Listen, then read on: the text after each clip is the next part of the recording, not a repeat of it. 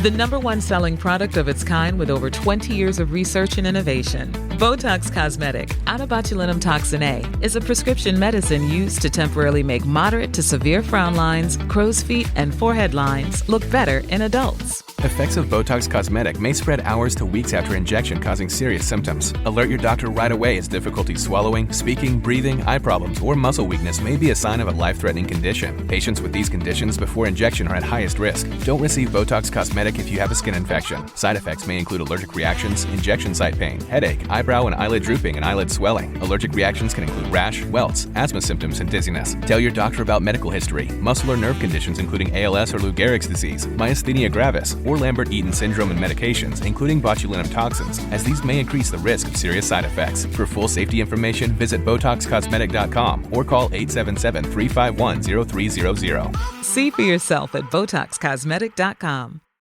This podcast is supported by Progressive, a leader in RV insurance. RVs are for sharing adventures with family, friends, and even your pets. So if you bring your cats and dogs along for the ride, you'll want Progressive RV insurance. They protect your cats and dogs like family by offering up to $1,000 in optional coverage for vet bills in case of an RV accident, making it a great companion for the responsible pet owner who loves to travel. See Progressive's other benefits and more when you quote RV insurance at Progressive.com today. Progressive Casualty Insurance Company and Affiliates. Pet injury is an additional coverage and subject to policy terms.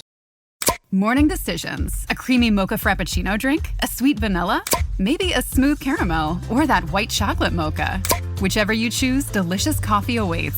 Start your day with bottled Starbucks Frappuccino drinks. Pick up a bottle near you wherever you buy your groceries. I'm Cindy Lauper. My psoriasis was all over, even on my scalp, which may mean 4 times the risk for psoriatic arthritis. But Cosentyx works on both. Cosentyx secukinumab is prescribed for adults with moderate to severe plaque psoriasis 300 milligram dose and adults with active psoriatic arthritis 150 milligram dose. Don't use if you're allergic to Cosentyx. Before starting, get checked for tuberculosis. An increased risk of infections and lowered ability to fight them may occur, like tuberculosis or other serious bacterial, fungal, or viral infections. Some are fatal. Tell your doctor if you have an infection or symptoms like fevers, sweats, chills, muscle aches, or cough, had a vaccine or plan to, or if inflammatory bowel disease symptoms develop or worsen. Serious allergic reactions and severe eczema-like skin reactions may occur. Learn more at Cosentyx.com or 1-844-COSENTYX. Ask your doctor about Cosentyx.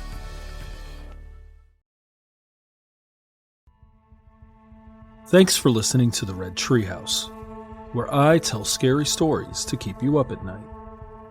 You can listen to the Red Treehouse on your favorite streaming platforms. Be sure to follow, like, and subscribe. Oh, and leave a 5-star review. And now, you can find the Red Treehouse on Patreon. Join the Red Treehouse community for as little as $3 per month and receive exclusive member benefits. Simply go to patreon.com/Red Treehouse. Important note. Sources for this episode can be found in the show notes. The Red Treehouse is dedicated to my dad. I love you, Pop. When I started the Red Treehouse almost 2 years ago, I fully intended to tell you real-life scary stories to keep you up at night. Truly, the stories and topics are nearly endless. But as the show has progressed and grown and evolved, I felt a nagging to tell you the best fiction stories I could get my hands on. So I started with listener submissions, which are still my favorite stories to tell. There are so many talented and creative writers and authors out there, and it has been my privilege to share their stories with you. But despite the addition, I still felt annoying, so I added classic horror stories to the rotation, and I've narrated some of the most well-known and beloved. But still, the nagging persisted. And recently, it dawned on me that what I really want to do is narrate a full-length classic horror novel on the show, uninterrupted, and in its entirety. Unsure of which to choose, because there are so many, I reached out on social media, and you were decisive in choosing. For the next 6 weeks and 11 episodes, I'll be narrating Frankenstein by Mary Shelley. First published in 1818, Frankenstein by Mary Shelley is a harrowing and scary story that explores ambition, moral and social responsibility, prejudice, and more. At the time of publication, Frankenstein and its 18-year-old female author received a mixed, if not critical, reception, with many of the reviews emphasizing Mary Shelley's age and gender more than the novel itself. One review from the British critic read as follows, quote, "The writer of it is, we understand, a female. This is an aggravation of that which is the prevailing fault of the novel. But if our authoress can forget the gentleness of her sex, it is no reason why we should, and we shall therefore dismiss the novel without further comment." End quote. Of course, this is ridiculous, because talent is not bound by our social constructs or stereotypes. Neither is it held captive by our age, gender identity, or sexual preference. Creativity and imagination, when set free, allow us to soar to new heights and explore places, people, and situations that we may not be able to otherwise. And therein lies the beauty of Mary Shelley's novel. She dared to defy societal norms and expectations, instead choosing to lead with her imagination and heart, the result of which is by and large one of the greatest pieces of literature ever written, and inarguably one of the most recognizable protagonists of all time. It is my absolute privilege and honor to bring Frankenstein to life over these next few weeks and episodes. So sit back, turn down the lights, pull up the covers, and pay close attention as I read Frankenstein by Mary Shelley. I'm your host, Will. Welcome to the Red Treehouse.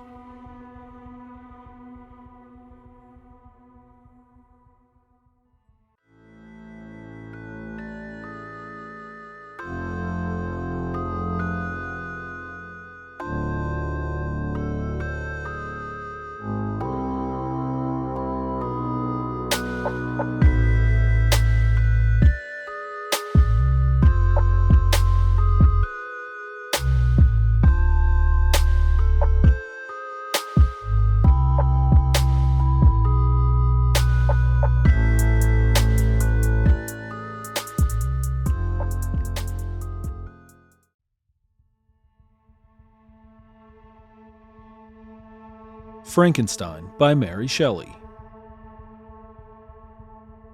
Letter 1. To Mrs. Saville, England, St. Petersburg, December 11th, 17. You will rejoice to hear that no disaster has accompanied the commencement of an enterprise which you have regarded with such evil forebodings. I arrived here yesterday, and my first task is to assure my dear sister of my welfare and increasing confidence in the success of my undertaking. I am already far north of London, and as I walk in the streets of Petersburg, I feel a cold northern breeze play upon my cheeks, which braces my nerves and fills me with delight. Do you understand this feeling? This breeze, which has traveled from the regions towards which I am advancing, gives me a foretaste of those icy climes. Inspirited by this wind of promise, my daydreams become more fervent and vivid. I try in vain to be persuaded that the pole is the seat of frost and desolation. It ever presents itself to my imagination as the region of beauty and delight. There, Margaret, the sun is forever visible, its broad disk just skirting the horizon and diffusing a perpetual splendor. There, for with your leave, my sister, I will put some trust in preceding navigators. There, snow and frost are banished, and sailing over a calm sea, we may be wafted to a land surpassing in wonders and in beauty every region hitherto discovered on the habitable globe. Its productions and features may be without example, as the phenomena of the heavenly bodies undoubtedly are in those undiscovered solitudes. What may not be expected in a country of eternal light. I may there discover the wondrous power which attracts the needle and may regulate 1,000 celestial observations that require only this voyage to render their seeming eccentricities consistent forever. I shall satiate my ardent curiosity with the sight of a part of the world never before visited, and may tread a land never before imprinted by the foot of man. These are my enticements, and they are sufficient to conquer all fear of danger or death, and to induce me to commence this laborious voyage with the joy a child feels when he embarks in a little boat, with his holiday mates, on an expedition of discovery up his native river. But supposing all these conjectures to be false, you cannot contest the inestimable benefit which I shall confer on all mankind, to the last generation, by discovering a passage near the pole to those countries, to reach which at present so many months are requisite, or by ascertaining the secret of the magnet, which, if at all possible, can only be effected by an undertaking such as mine. These reflections have dispelled the agitation with which I began my letter, and I feel my heart glow with an enthusiasm which elevates me to heaven, for nothing contributes so much to tranquilize the mind as a steady purpose, a point on which the soul may fix its intellectual eye. This expedition has been the favorite dream of my early years. I have read with ardor the accounts of the various voyages which have been made in the prospect of arriving at the North Pacific Ocean through the seas which surround the pole. You may remember that a history of all the voyages made for purposes of discovery composed the whole of our good Uncle Thomas's library. My education was neglected, yet I was passionately fond of reading. These volumes were my study day and night, and my familiarity with them increased that regret which I had felt as a child on learning that my father's injunction had forbidden my uncle to allow me to embark in a seafaring life. These visions faded when I perused for the first time those poets whose effusions entranced my soul and lifted it to heaven. I also became a poet, and for 1 year lived in a paradise of my own creation. I imagined that I also might obtain a niche in the temple where the names of Homer and Shakespeare are consecrated. You are well acquainted with my failure, and how heavily I bore the disappointment. But just at that time, I inherited the fortune of my cousin, and my thoughts were turned into the channel of their earlier bent. 6 years have passed since I resolved on my present undertaking. I can, even now, remember the hour from which I dedicated myself to this great enterprise. I commenced by inuring my body to hardship. I accompanied the whale fishers on several expeditions to the North Sea. I voluntarily endured cold, famine, thirst, and want of sleep. I often worked harder than the common sailors during the day, and devoted my nights to the study of mathematics, the theory of medicine, and those branches of physical science from which a naval adventurer might derive the greatest practical advantage. Twice I actually hired myself as an undermate in a Greenland whaler, and acquitted myself to admiration. I must own I felt a little proud when my captain offered me the second dignity in the vessel, and entreated me to remain with the greatest earnestness, so valuable did he consider my services. And now, dear Margaret, do I not deserve to accomplish some great purpose? My life might have been passed in ease and luxury, but I preferred glory to every enticement that wealth placed in my path. Oh, that some encouraging voice would answer in the affirmative. My courage and my resolution is firm, but my hopes fluctuate, and my spirits are often depressed. I am about to proceed on a long and difficult voyage, the emergencies of which will demand all my fortitude. I am required not only to raise the spirits of others, but sometimes to sustain my own, when theirs are failing. This is the most favorable period for traveling to Russia. They fly quickly over the snow in their sledges. The motion is pleasant and, in my opinion, far more agreeable than that of an English stagecoach. The cold is not excessive, if you are wrapped in furs, a dress which I have already adopted, for there is a great difference between walking the deck and remaining seated motionless for hours, when no exercise prevents the blood from actually freezing in your veins. I have no ambition to lose my life on the post road between St. Petersburg and Archangel. I shall depart for the latter town in a fortnight or 3 weeks, and my intention is to hire a ship there, which can easily be done by paying the insurance for the owner, and to engage as many sailors as I think necessary among those who are accustomed to the whale fishing. I do not intend to sail until the month of June. And when shall I return? Ah, dear sister, how can I answer this question? If I succeed, many, many months, perhaps years, will pass before you and I meet. If I fail, you will see me again soon, or never. Farewell, my dear excellent Margaret. Heaven shower down blessings on you, and save me, that I may again and again testify my gratitude for all your love and kindness. Your affectionate brother, R. Walton.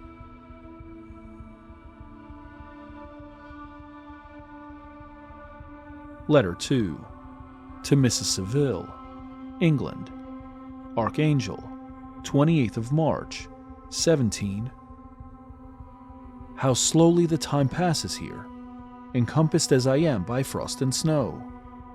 Yet a second step is taken towards my enterprise. I have hired a vessel, and am occupied in collecting my sailors. Those whom I have already engaged appear to be men on whom I can depend, and are certainly possessed of dauntless courage. But I have one want which I have never yet been able to satisfy, and the absence of the object of which I now feel as a most severe evil. I have no friend, Margaret. When I am glowing with the enthusiasm of success, there will be none to participate my joy. If I am assailed by disappointment, no one will endeavor to sustain me in dejection. I shall commit my thoughts to paper, it is true, but that is a poor medium for the communication of feeling. I desire the company of a man who could sympathize with me, whose eyes would reply to mine. You may deem me romantic, my dear sister, but I bitterly feel the want of a friend. I have no one near me, gentle yet courageous, possessed of a cultivated as well as of a capacious mind, whose tastes are like my own, to approve or amend my plans. How would such a friend repair the faults of your poor brother? I am too ardent in execution and too impatient of difficulties. But it is still greater evil to me that I am self-educated. For the first 14 years of my life, I ran wild on a common and read nothing but our Uncle Thomas's books of voyages. At that age, I became acquainted with the celebrated poets of our own country, but it was only when it had ceased to be in my power to derive its most important benefits from such a conviction that I perceived the necessity of becoming acquainted with more languages than that of my native country. Now I am 28, and am in reality more illiterate than many schoolboys of 15. It is true that I have thought more and that my daydreams are more extended and magnificent, but they want, as the painters call it, keeping, and I greatly need a friend who would have sense enough not to despise me as romantic, and affection enough for me to endeavor to regulate my mind. Well, these are useless complaints. I shall certainly find no friend on the wide ocean, nor even here in Archangel, among merchants and seamen. Yet some feelings, unallied to the dross of human nature, beat even in these rugged bosoms. My lieutenant, for instance, is a man of wonderful courage and enterprise. He is madly desirous of glory, or rather, to word my phrase more characteristically, of advancement in his profession.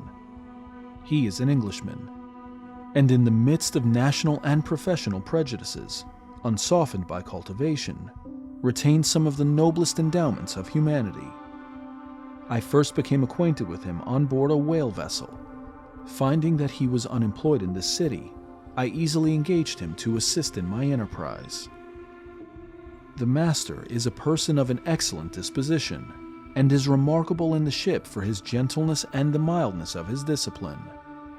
This circumstance, added to his well-known integrity and dauntless courage, made me very desirous to engage him. A youth passed in solitude, my best years spent under your gentle and feminine fosterage, has so refined the groundwork of my character that I cannot overcome an intense distaste to the usual brutality exercised on board ship. I have never believed it to be necessary, and when I heard of a mariner equally noted for his kindliness of heart and the respect and obedience paid to him by his crew, I felt myself fortunate in being able to secure his services. I heard of him first in rather a romantic manner, from a lady who owes him the happiness of her life. This briefly is his story. Some years ago, he loved a young Russian lady of moderate fortune, and having amassed a considerable sum in prize money, the father of the girl consented to the match. He saw his mistress once before the destined ceremony, but she was bathed in tears, and throwing herself at his feet, entreated him to spare her, confessing at the same time that she loved another, but that he was poor, and that her father would never consent to the union. My generous friend reassured the suppliant, and on being informed of the name of her lover, instantly abandoned his pursuit. He had already bought a farm with his money, on which he had designed to pass the remainder of his life, but he bestowed the whole on his rival, together with the remains of his prize money to purchase stock, and then himself solicited the young woman's father to consent to her marriage with her lover. But the old man decidedly refused, thinking himself bound in honor to my friend, who, when he found the father inexorable, quitted his country, nor returned until he heard that his former mistress was married according to her inclinations. What a noble fellow, you will exclaim. He is so, but then he is wholly uneducated. He is as silent as a Turk, and a kind of ignorant carelessness attends him, which, while it renders his conduct the more astonishing, detracts from the interest and sympathy which otherwise he would command. Yet do not suppose, because I complain a little, or because I can conceive a consolation for my toils which I may never know, that I am wavering in my resolutions. Those are as fixed as fate, and my voyage is only now delayed until the weather shall permit my embarkation. The winter has been dreadfully severe, but the spring promises well, and it is considered as a remarkably early season, so that perhaps I may sail sooner than I expected. I shall do nothing rashly. You know me sufficiently to confide in my prudence and considerateness whenever the safety of others is committed to my care. I cannot describe to you my sensations on the near prospect of my undertaking. It is impossible to communicate to you a conception of the trembling sensation, half pleasurable and half fearful, with which I am preparing to depart. I am going to unexplored regions, to the land of mist and snow, but I shall kill no albatross. Therefore do not be alarmed for my safety, or if I should come back to you as worn and woeful as the ancient mariner. You will smile at my illusion, but I will disclose a secret. I have often attributed my attachment to, my passionate enthusiasm for, the dangerous mysteries of ocean, to that production of the most imaginative of modern poets. There is something at work in my soul which I do not understand. I am practically industrious, painstaking, a workman to execute with perseverance and labor.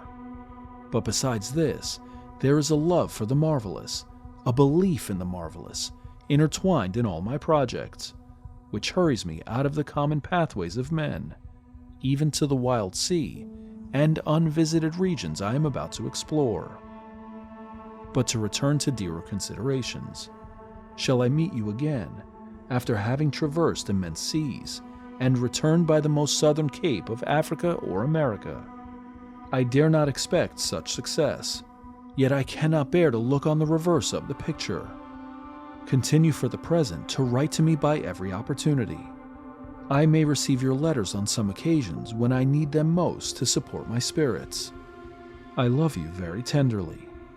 Remember me with affection, should you never hear from me again. Your affectionate brother, Robert Walton.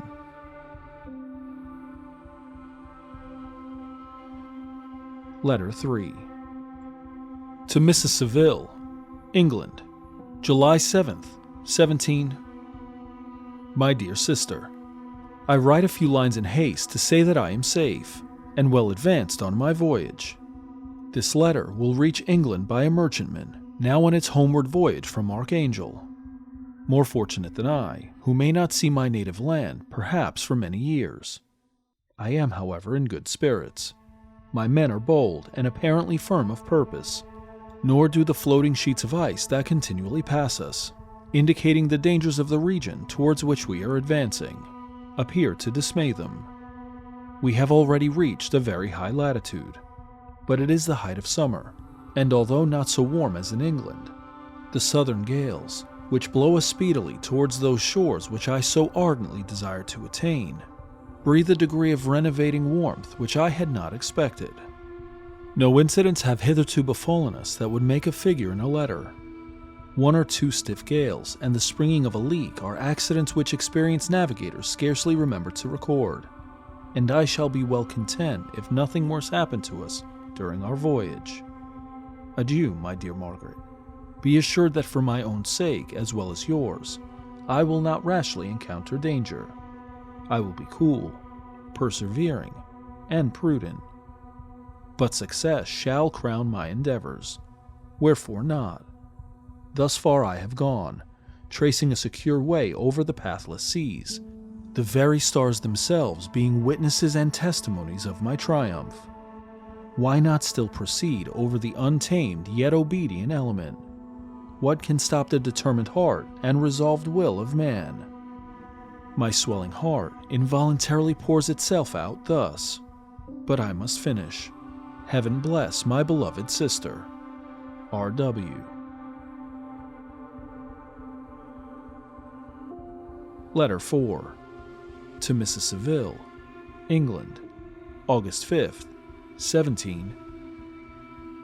So strange an accident has happened to us that I cannot forbear recording it, although it is very probable that you will see me before these papers can come into your possession.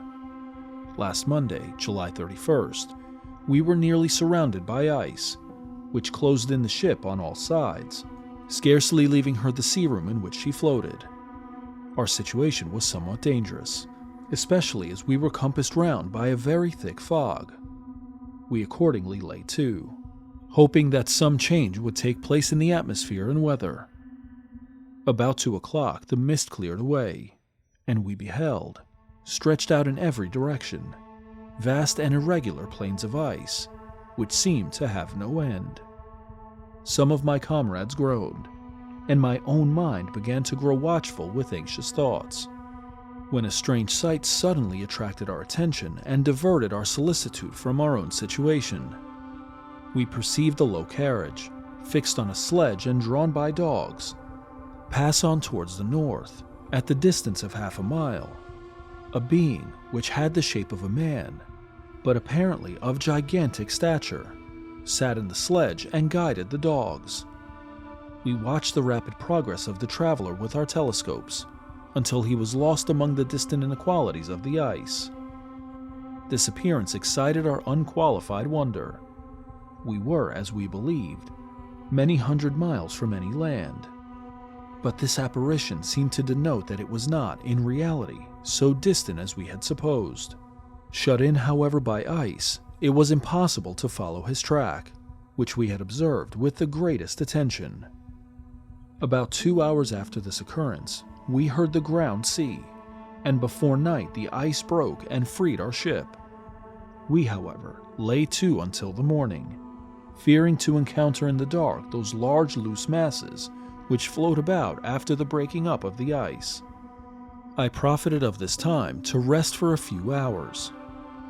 In the morning, however, as soon as it was light, I went upon deck and found all the sailors busy on one side of the vessel, apparently talking to someone in the sea.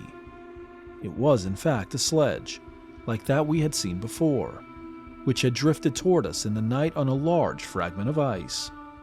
Only one dog remained alive, but there was a human being within it whom the sailors were persuading to enter the vehicle. He was not, as the other travelers seemed to be, a savage inhabitant of some undiscovered island, but a European. When I appeared on deck, the master said, "Here is our captain, and he will not allow you to perish on the open sea." On perceiving me, the stranger addressed me in English, although with a foreign accent. "Before I come on board your vessel," said he, "will you have the kindness to inform me whither you are bound?" You may conceive my astonishment on hearing such a question addressed to me from a man on the brink of destruction, and to whom I should have supposed that my vessel would have been a resource which he would have not exchanged for the most precious wealth the earth can afford. I replied, however, that we were on a voyage of discovery towards the northern pole. Upon hearing this, he appeared satisfied and consented to come on board. Good God! Margaret, if you had seen the man who thus capitulated for his safety, your surprise would have been boundless. His limbs were nearly frozen, and his body dreadfully emaciated by fatigue and suffering.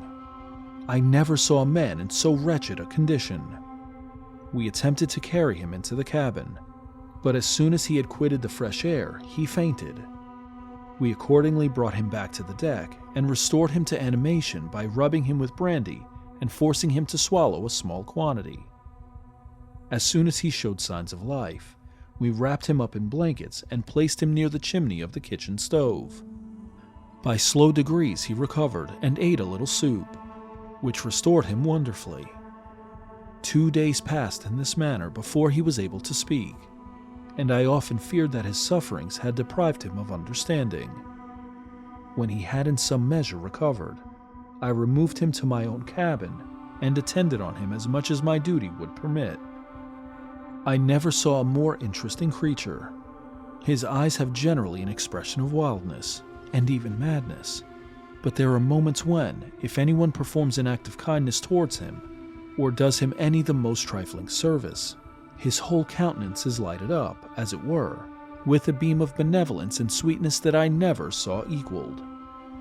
But he is generally melancholy and despairing, and sometimes he gnashes his teeth, as if impatient of the weight of woes that oppresses him. When my guest was a little recovered, I had great trouble to keep off the men, who wished to ask him 1,000 questions, but I would not allow him to be tormented by their idle curiosity, in a state of body and mind whose restoration evidently depended upon entire repose. Once, however, the lieutenant asked why he had come so far upon the ice in so strange a vehicle.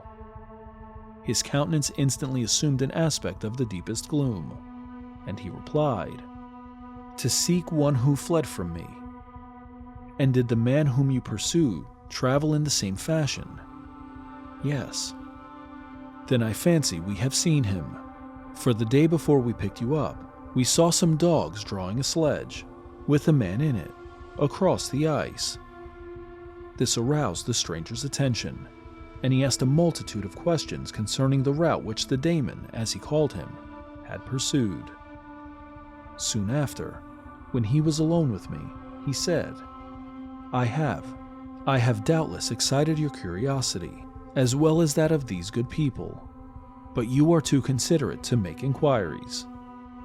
"Certainly, it would indeed be very impertinent and inhuman in me to trouble you with any inquisitiveness of mine. And yet you rescued me from a strange and perilous situation. You have benevolently restored me to life." Soon after this, he inquired if I thought that the breaking up of the ice had destroyed the other sledge. I replied that I could not answer with any degree of certainty, for the ice had not broken until near midnight, and the traveler might have arrived at a place of safety before that time. But of this I could not judge. From this time, a new spirit of life animated the decaying frame of the stranger. He manifested the greatest eagerness to be upon deck to watch for the sledge, which had before appeared. But I have persuaded him to remain in the cabin, for he is far too weak to sustain the rawness of the atmosphere. I have promised that someone should watch for him and give him instant notice if any new object should appear in sight. Such is my journal of what relates to this strange occurrence up to the present day. The stranger has gradually improved in health, but is very silent and appears uneasy when anyone except myself enters his cabin. Yet his manners are so conciliating and gentle that the sailors are all interested in him, although they have had very little communication with him. For my own part, I begin to love him as a brother, and his constant and deep grief fills me with sympathy and compassion. He must have been a noble creature in his better days, being even now in wreck so attractive and amiable. I said in one of my letters, my dear Margaret, that I should find no friend on the wide ocean. Yet I have found a man who, before his spirit had been broken by misery, I should have been happy to have possessed as the brother of my heart. I shall continue my journal concerning the stranger at intervals, should I have any fresh incidents to record. August 13th, 17. My affection for my guest increases every day. He excites at once my admiration and my pity to an astonishing degree. How can I see so noble a creature destroyed by misery without feeling the most poignant grief? He is so gentle, yet so wise. His mind is so cultivated, and when he speaks, although his words are culled with the choicest art, yet they flow with rapidity and unparalleled eloquence. He is now much recovered from his illness, and is continually on the deck, apparently watching for the sledge that preceded his own. Yet although unhappy, he is not so utterly occupied by his own misery, but that he interests himself deeply in the projects of others. He has frequently conversed with me on mine, which I have communicated to him without disguise. He entered attentively into all my arguments in favor of my eventual success, and into every minute detail of the measures I had taken to ensure it. I was easily led by the sympathy which he evinced to use the language of my heart, to give utterance to the burning ardor of my soul, and to say with all the fervor that warmed me, how gladly I would sacrifice my fortune, my existence, my every hope, to the furtherance of my enterprise. One man's life or death were but a small price to pay for the acquirement of the knowledge which I sought, for the dominion I should acquire and transmit over the elemental foes of our race. As I spoke, a dark gloom spread over my listener's countenance. At first I perceived that he tried to suppress his emotion. He placed his hands before his eyes, and my voice quivered and failed me as I beheld tears trickle fast from between his fingers. A groan burst from his heaving breast. I paused. At length he spoke in broken accents. "Unhappy man, do you share my madness? Have you drunk also of the intoxicating draught? Hear me, let me reveal my tale, and you will dash the cup from your lips."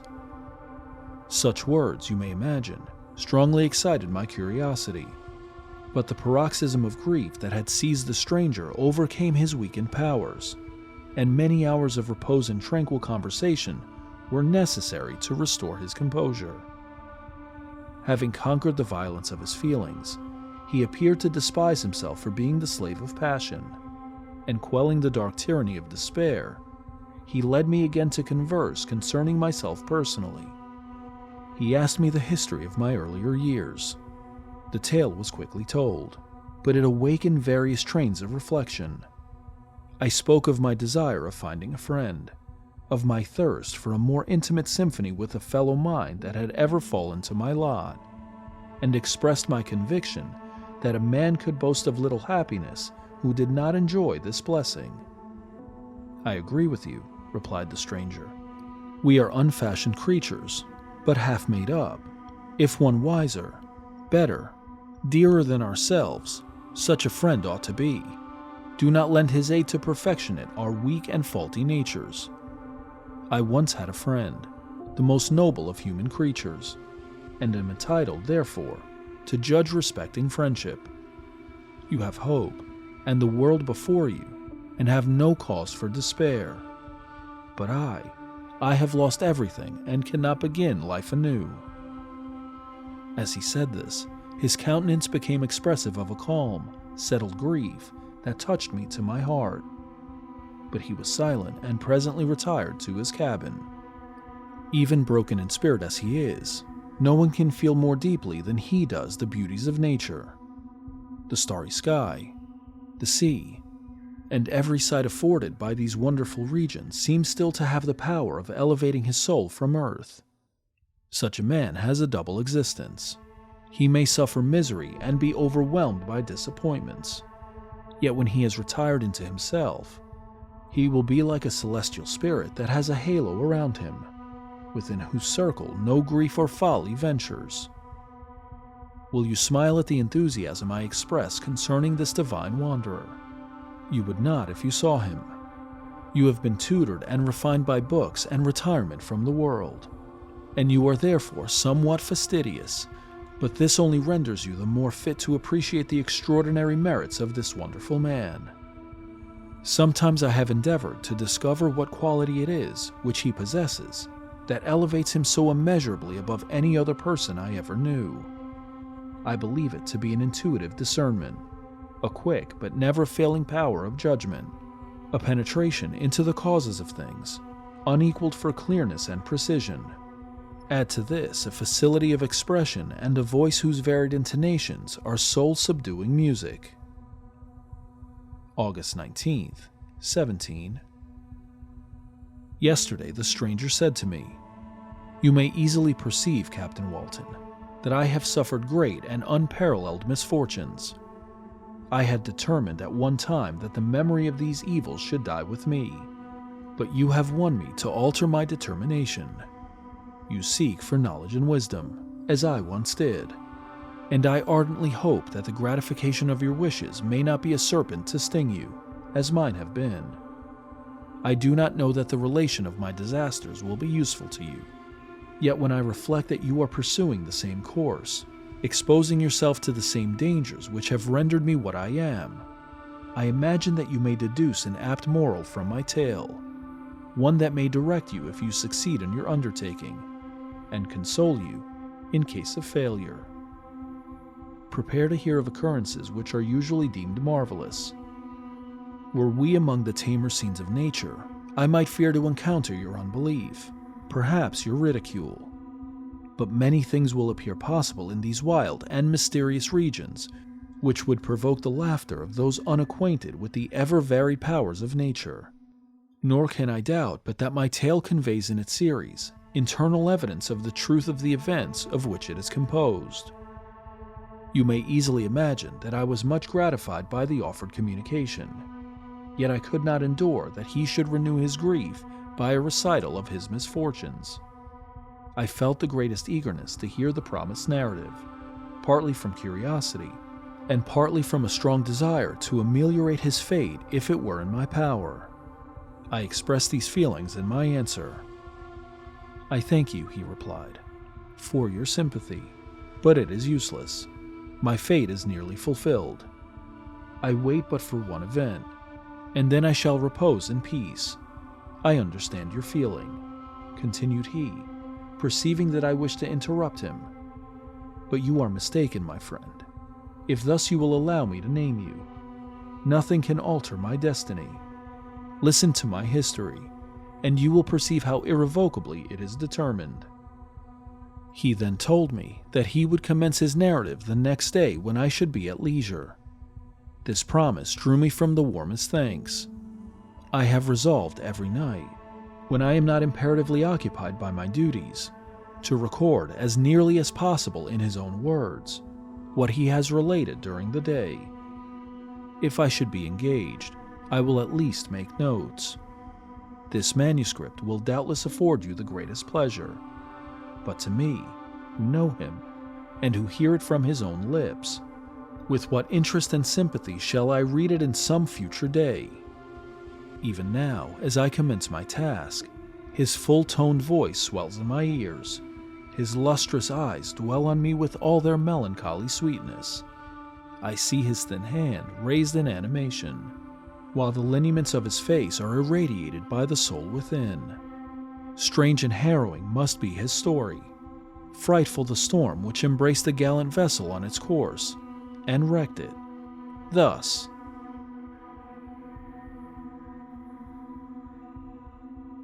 What do you think of this classic story so far? Comment or email me at redtreehousepod.com. As we turn down the lights on this episode, make plans to join me next time as I read chapters 1 through 3 of Frankenstein. I'm your host, Will. Thanks for joining me in the Red Treehouse.